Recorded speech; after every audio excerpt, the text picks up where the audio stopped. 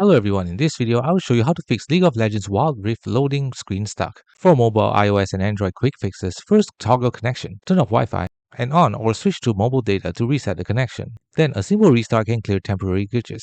For stop, close the app completely from your phone settings, clear cache and data. In app info, go to storage and clear cache data. This forces a fresh download of game assets.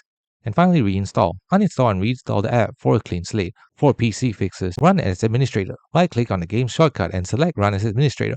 Check your internet. Switch to Ethernet, flush DNS, ipconfig, or restart your router. Update drivers and software. Ensure your graphic drivers and Windows are up to date.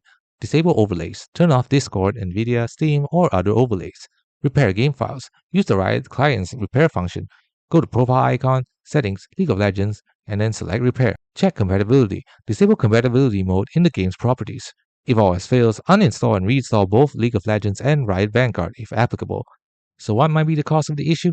Network issues, often a temporary glitch in Wi-Fi or data connection, corrupted files, old or bad game data that needs clearing or re-downloading, outdated software. Your device or drivers may need an update. Update in progress. Sometimes text appears indicating a background update.